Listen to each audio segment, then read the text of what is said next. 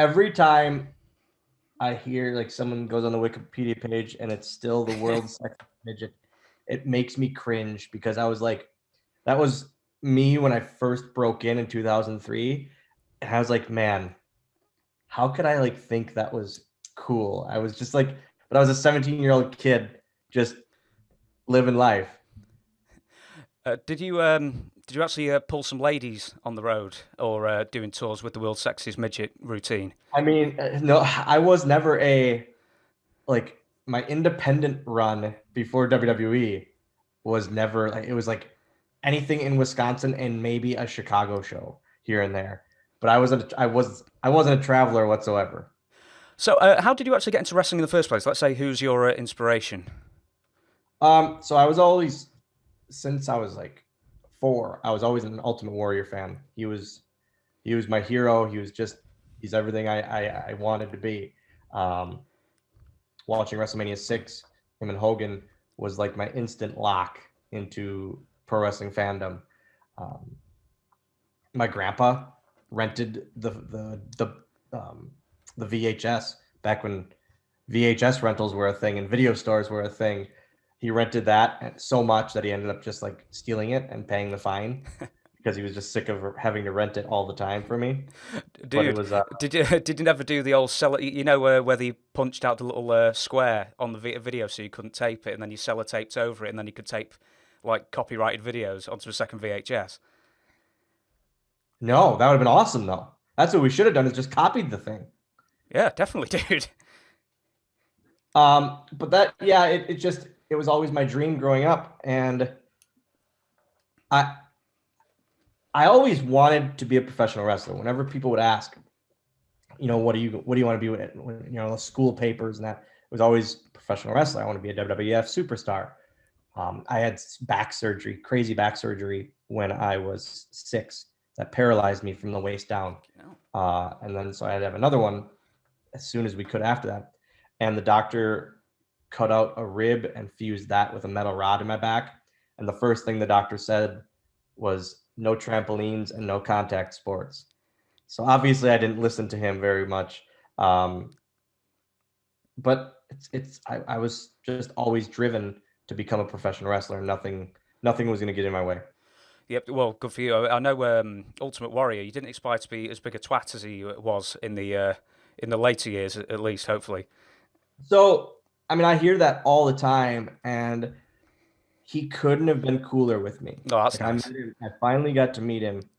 Um, it was hours. It ended up being hours before he passed away, and I finally got to meet him, and it was so. He was. I just said. I walked up to him backstage and I said, "Hey, man, you're the reason I'm here. If it weren't for you, I wouldn't be here. I wouldn't be a wrestling fan. I wouldn't. This wouldn't be have been my dream."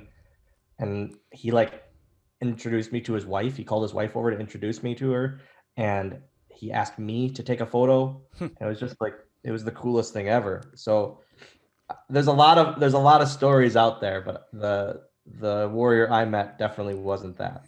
Did you see the meetings? There was sort of like I think they went into a corner where the Hulk Hogan and Ultimate Warrior buried the hatchet. Did you see them together No, backstage? that was at WrestleMania the day before, and that's like one of the most like hard hitting meetings like on a WWE documentary. Like just them putting everything in the past. And it was so cool like that they got that footage. The fact that they got that footage was so awesome. Going back to you then. So, did you just pick a wrestling school basically because it was the nearest one to you? So I was like I never was formally trained, I guess. It was like very outlaw style. I would just trained before shows. Like there would be one of the independent shows, and that was my training, so to speak. I would show up to the show 3 4 hours ahead of time, and we would just train until guys got there and the show was about to start. And so I was never like I never went through a school, so to speak. But I got trained the best I could, and I loved every bit of it. And I never wanted to be trained to be a midget wrestler. I like I I wanted to do everything. I wanted to do everything everyone was doing, and it kind of like weirded some of the other guys out. Like, man, just bite an ass, just haha, do a ref spot. But I didn't want to do that. I wanted to be a professional wrestler. Well, you outed me, and rightly so, as a Wikipedia reader of you. For at least All right. at least some research. It says that Ken Kennedy was your trainer. Yeah, Ken trained me when I was 17, and he didn't take it easy on me, which I always respected. He treated me as a normal human being, which I am in the end, but he never took it easy on me because he should have, in other people's minds, and I was very glad that he didn't. How was he? Because as a layperson such as I, you may hear the occasional thing where he's a bit of a, to say it politely, maybe a bit full of himself or full of confidence, whatever. Was he? Was that ever a problem? Full of To me, attitude. he was all right to be confident. He had it. He had the look. He could talk like no other, and he could work. Like he has the right to be a bit arrogant. Ken was his own worst enemy because of just getting hurt or talking when he shouldn't have and that kind of thing. It's just at times he was his own worst enemy, which is unfortunate because I still think he could have been a huge star in this business. Yeah, I mean, he had a distinct look. He had a great, great voice, great interview ability. Was it as simple as he just made maybe too many enemies? I don't know about the too many enemies. I truly think he. It was one thing after the other with Ken, because of injuries and doing interviews about the Benoit situation and just all of that. It was all unfortunate.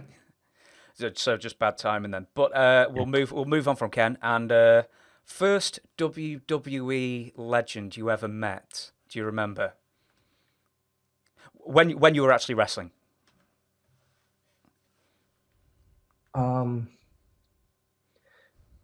No, I can't really think because I mean the Arn Andersons and the Flairs and that were just always around and they were always there. So I guess I didn't view them as legends, so to speak. If that makes sense. Yeah. So like when you were still wrestling in Oshkosh, the honky tonk man didn't turn that up. way. That way. Yeah.